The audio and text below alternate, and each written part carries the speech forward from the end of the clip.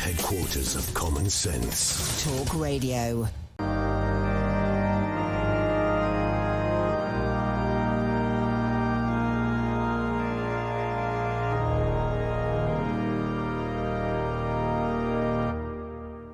Yes, indeed, that glorious intro to my Sunday sermon from my pulpit, where I can put forward my thoughts, my views. And I actually rewrote this sermon this morning. I wrote it firstly yesterday, and I was going to talk about winning against the odds, the extraordinary achievements of the brave soldiers and citizens of Ukraine. But actually, I woke up this morning furious, utterly furious about the Chancellor's spring statement. I've been sort of bubbling about it. I spoke last week about dependency being a bad word. And this week, I want to talk about out of touch. Being out of touch. And in my view, Rishi Sunak and those around him in the Treasury are totally out of touch with the reality of what's going on. They're out of touch with history and what we learn and what that teaches us.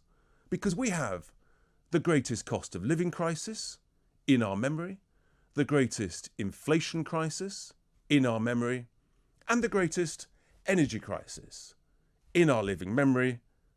And yet this statement did absolutely zero, nothing, to address any of these things.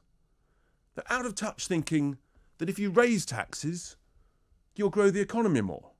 Complete failure to learn from when the Tories tried that between 2010 and 14. You had what was called Austerity Mark 1. We've now got Austerity Mark 2 on steroids.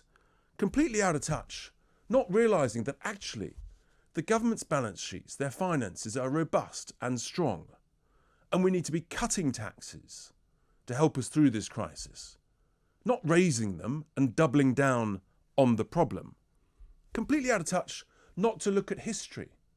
Between the two world wars, we had, for 30 years, our national debt was at least 50% higher than current levels, with higher interest rates to boot. So we can easily afford to cut taxes. And in addition to that, of course, we've got the treasure under our feet that I'll be talking about later that, I'm rather keen on. Completely out of touch because actually this Chancellor has raised more taxes in just 2 years than the lovely Gordon Brown did in a decade, in 10 years. There are 27 million more people paying more tax now than when the Tories were elected in 2019. And let's just look at some of the taxes that are going up. He's frozen the personal tax thresholds for the next 4 years. It's bad enough in a low inflationary environment, but we're into a high inflation environment. So that is absolutely brutal. That's going to drag well over 1.5 million of the lowest paid, the least well off in society, into paying income tax. Income tax was originally designed as a tax for the rich. Sunak now has deliberately made it the harshest tax for the poor. He's out of touch raising taxes on national insurance for jobs. The tax on employers is a tax on jobs.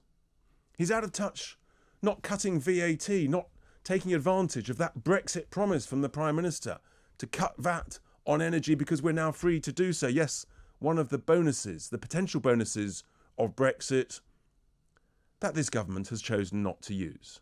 Out of touch for not renewing the renewable levies, 25% on our bills. He could have cut that now. Out of touch for thinking that 5p a litre would make the blindest bit of difference on our fuel bills. And then the Chancellor, for a photo op, rocks up to a Sainsbury's petrol station, borrows someone's car, pretends he's filling it up, and then doesn't know how to use a credit card or a debit card to pay for it. I mean, honestly. And then thinking he can buy people off with a promise of a 1p cut in income tax in a couple of years' time. Chancellor, people are hurting and suffering now, not in 2 years' time. Get a grip, man. Get a grip. Totally out of touch. Not realising that if you want to grow an economy, you have to cut taxes. You put money in people's pockets. You put money into small businesses, and they invest it and they spend it more wisely than your civil servants. He has done absolutely nothing to address the energy crisis. I'll be talking about that later on.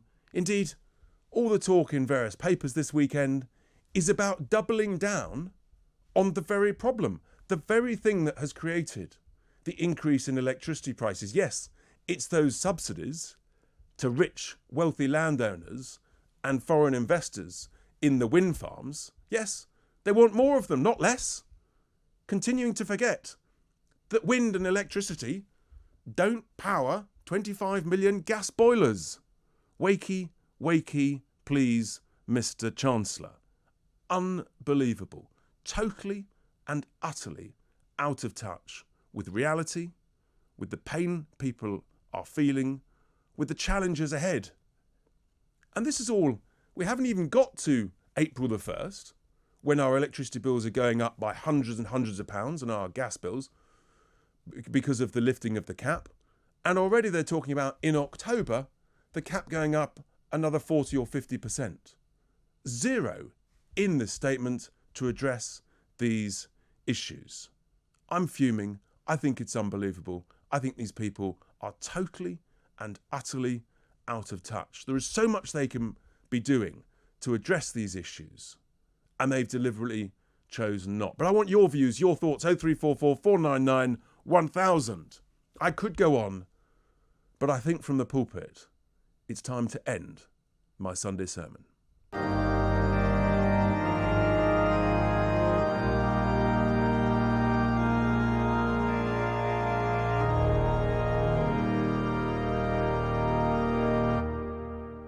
Well, there we are. I mean, that's the start. What are your views? What are you doing in order to save cash at this difficult time? I want your thoughts, your calls, your tweets, your text messages, 0344 499 1000. Coming up after the break, we're going to be talking to Julian Jessup, the Independent Economist, Research Fellow at the Institute of Economic Affairs, to look in some of the details about some of the numbers, what the Chancellor could have done, should have done, and didn't do. Stay with us. You're listening here on Mother's Day to Tice Talk. Good talk. Hot talk. Bold talk. Talk radio. Listen on your smart speaker. Watch it live on your smart TV. The world headquarters of common sense. Talk radio.